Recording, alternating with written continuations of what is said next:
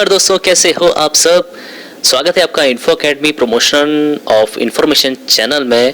यहाँ पर मैं बात करूँगा UGC NET, KVS, NVS library information science की सब्जेक्ट के बारे में और इसके सिलेबस के बारे में। आज मैं लेकर आया हूँ वॉल्यूम 9। इससे पहले भी मैं वॉल्यूम 1 टू वॉल्यूम 8 तक पहले भी अपलोड कर चुका हूँ और उनमें जो यूजीसी नेट है, केवीएस है, एनवीएस के जितने भी एग्जाम हुए हैं उसमें से काफ़ी ज़्यादा सिलेबस आपका मैच किया, काफ़ी ज़्यादा क्वेश्चंस उसमें से आए हैं। तो काफ़ी व्यूअर की डिमांड पर मैं ये वॉल्यूम 9 लेकर आया हूँ। तो बिना किसी ज़्यादा समय को वेस्ट करते हुए चलिए शुरू करते हैं आज का वीडियो। दोस्तों, सबसे पहले हम बात करते हैं IFLA guidelines for collection development policy 2001 की। यह संग्रह विकास नीति को लिखने की संक्षिप्त मार्गदर्शिका है। पहले कलेक्शन डेवलपमेंट में लिखित निर्देशिका का अभाव हुआ करता था, लेकिन अब ऐसा नहीं है। इसकी कुछ न्यूमेरिकल वैल्यू दी गई हैं, जैसा कि आप स्क्रीन पर देख पा रहे हैं, और उनके डेप्थ लेवल दिए गए हैं। परीक्षा में प्रश्न इस प्रकार पूछा जा सकता है कि आपको डेप्थ लेवल दिया गया होगा और आपको उसका न्यूमेरिकल वैल्यू बताना होगा या उनके आपस में मिलान करना होगा। तो सबसे पहले बात करते हैं ज़ीरो। एक इंडिकेट करता है आउट ऑफ स्कोप को। इस विषय के लिए किसी भी फॉर्मेट में मटेरियल लाइब्रेरी में एकत्रित नहीं किया जाता। उसके बाद आता है दोस्तों वन इंडिकेट करता है मिनिमम इंफॉर्मेशन लेवल को। इसमें कम पूछताछ जैसे मोनोग्राफी, रेफरेंस वर्क आदि वाले संग्रह शामिल होते हैं। नंबर 2 उससे अगला आता है 2 बेसिक इंफॉर्मेशन लेवल। उसके बाद नंबर 3 जो कि इंडिकेट करता है स्टडी और इंस्ट्रक्शनल सपोर्ट लेवल को। उसके बाद नंबर 4 रिसर्च लेवल। इसमें डॉक्टरेट अध्ययन के लिए आवश्यक प्रकाशित स्रोत सामग्री शामिल होती है। उसके बाद नंबर 5 आता है कंप्रहेंसिव लेवल को, ये रिप्रेजेंट करता है। उसके बाद हम बात करते हैं important international event celebration every year by UNESCO के बारे में। यहाँ पर कुछ दिन दिए गए हैं जो प्रतिवर्ष यूनेस्को द्वारा सेलिब्रेट किए जाते हैं। ये प्रश्न भी मुख्यतः पूछा जाता है, तो आइए जान लेते हैं। 24 जनवरी इंटरनेशनल डे ऑफ एजुकेशन मनाया जाता है इस दिन। 23 अप्रैल world book and copyright day इस दिन मनाया जाता है। 3 मई को मनाया जाता है वर्ल्ड प्रेस फ्रीडम डे। 8 सितंबर को आता है इंटरनेशनल लिटरेसी डे। 28 सितंबर को आता है international day for the universal access to information. 5 अक्टूबर को आता है वर्ल्ड टीचर्स डे। इसके बाद आता है प्लेजियरिज्म सॉफ्टवेयर। किसी भी लेखक का अपना वर्क प्रिंट या पब्लिश रूप में उसकी प्रॉपर्टी होती है। वर्तमान में किसी के द्वारा किया गया कार्य उसकी प्रामाणिकता जांचने के लिए प्लेजियरिज्म सॉफ्टवेयर का इस्तेमाल किया जाता है। ये सॉफ्टवेयर विश्वविद्यालय स्तर पर या इंटरनेट पर भी फ्री में उपलब्ध होते हैं। कुछ महत्वपूर्ण सॉफ्टवेयर आपके सामने दिए गए हैं जो कि इस प्रकार हैं: Turnitin, Authenticate, Veriguide, Urkund, plagiarism checker, plag scan, safe assign, white smoke, article checker, dupli checker, small SEOT, Plagium, dust ball, viper, TCM scan, copy catch.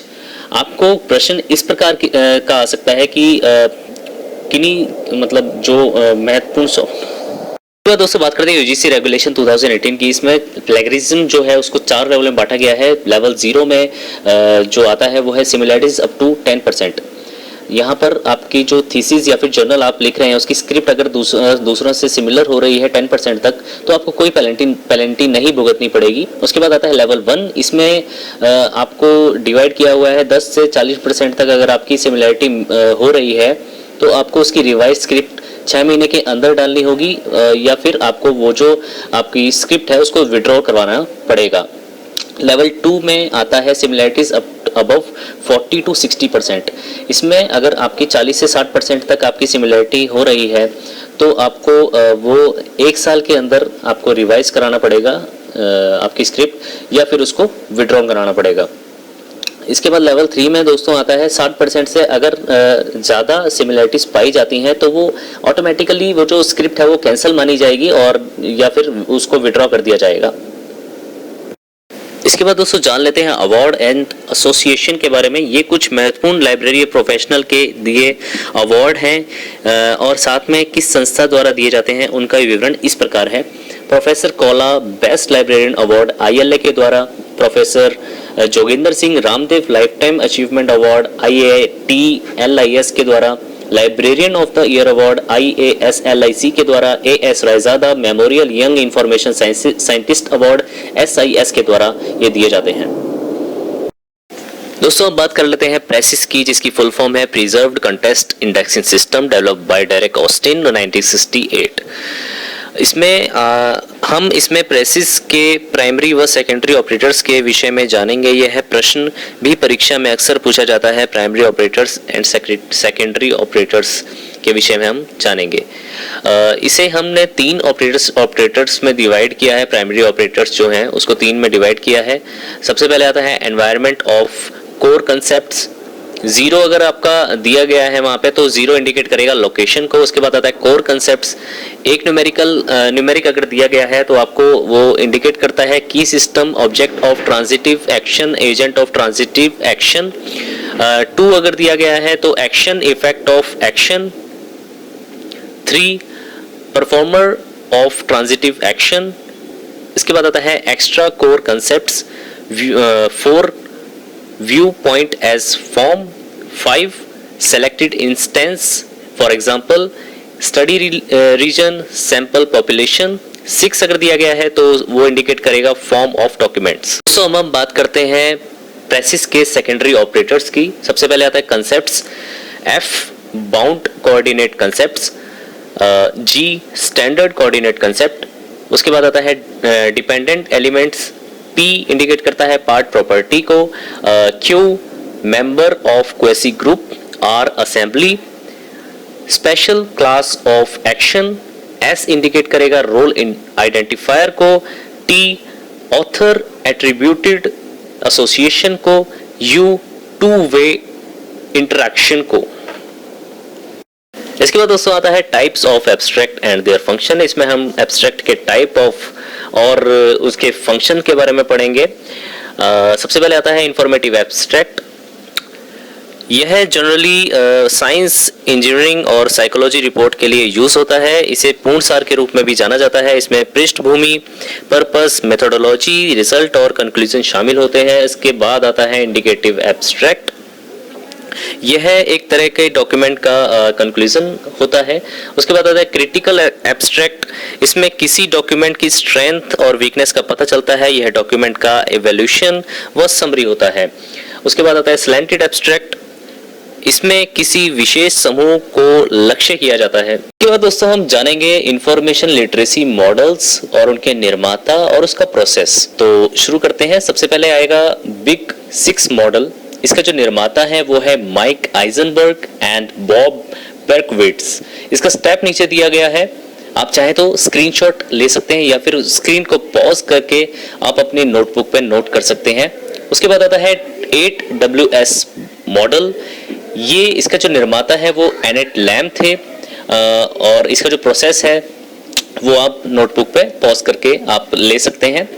उसके बाद आता है आई सर्च मॉडल। इसके जो निर्माता है वो है केन मैक्रोरी। प्रोसेस सेम आप नोटबुक पे नोट कर लीजिए। उसके बाद आता है प्लस मॉडल जो कि निर्माता जिसके हैं जेम्स हेरिंग। एंड उसके बाद आता है सॉस मॉडल जिसके निर्माता हैं ट्रेवर बॉन्ड। आप स्क्रीनशॉट ले सकते हैं स्क्रीन का या फिर आप स्क्रीन को पॉज करके इसको नोट कर लीजिए। इंपॉर्टेंट है काफ़ी टॉपिक, ये अक्सर ये आता है और ये मतलब आशंका है कि इस बार भी ये आने की इसकी संभावनाएं हैं। ये क्वेश्चन जो है वो इस प्रकार से आ सकता है। आपको मॉडल दिया गया होगा, उसके निर्माता के बारे में बताना होगा या फिर उसका प्रोसेस आपको बताना होगा या मतलब आपस में मिलान करना होगा। ऐसे इस टाइप से ही आपको ये क्वेश्चन जो है वो आएगा। इसके बाद दोस्तों आता है मॉडल्स ऑफ कम्युनिकेशन। इसमें आपको क्वेश्चन इस प्रकार से पूछा जाएगा कि आपको निर्माता दिया गया होगा या फिर मॉडल दिया गया होगा, दोनों को आपस में मिलान करना होगा या फिर आपसे पूछा जाएगा कि ये जैसे मॉडल है इसका निर्माता कौन है, तो आपको बताना होगा उसमें, और या फिर आपको ईयर वाइज उसका ऑर्डर करना होगा। क्वेश्चन इस प्रकार से भी पूछा जा सकता है। तो मैं आपको सामने पढ़कर बताता हूँ निर्माता और उसका मॉडल और उसका जो ईयर है वो भी मैं आपको पढ़कर बताता हूँ। शैनन एंड वीवर जो कि निर्माता है मैथमेटिकल मॉडल के 1949 में, लेसवेल मॉडल 1948, ये 5 क्वेश्चन पर बेस्ड है। लीनियर मॉडल, ऑसवुड एंड SCREM जो कि निर्माता है सर्कुलर मॉडल के 1954। उसके बाद है डेविड के बर्लो जो कि निर्माता है SMCR मॉडल के 1960 में। जेम्स क्रिकल्स जो कि निर्माता है ISP मॉडल के 1983 में। RA लेनहन जो कि निर्माता है कंस्ट्रक्टिव मॉडल के 2003 में। इसके बाद दोस्तों आता है QR कोड, जिसका मतलब होता है quick response code by automotive industry Japan. इसके 8 सेक्शन हैं: finder pattern, separators, timing patterns, alignment pattern, format information, data, error correction, reminder bits. तो ये तो था वॉल्यूम 9। अगर आपको ये वीडियो पसंद आया तो प्लीज़ लाइक कर दीजिए इस वीडियो को, सब्सक्राइब कर दीजिए इस चैनल को। नीचे दिया गया है red button right hand side पर, उसको दबा दीजिए। और भी अच्छी वीडियो, इन्फॉर्मेटिव वीडियो पाने के लिए मैं इसके और भी वॉल्यूम हैं जो कि आपको हेल्प करेंगे आपके नेट की परीक्षा में, आपके KVS की परीक्षा में, आपके NVS की परीक्षा में आपको बहुत ज़्यादा हेल्प करेंगे। तो सब्सक्राइब कर दीजिए चैनल को अपडेट्स पाने के लिए। अगर आपको कोई क्वेश्चन है, कोई क्वेरी है तो नीचे कमेंट बॉक्स में कमेंट भी कर सकते हैं आप, मैं उसका जल्दी से जल्दी रिप्लाई देने की कोशिश करूंगा। अंत में दोस्तों खुश रहिए, आबाद रहिए और बने रहे हमारे साथ। Thank you so much.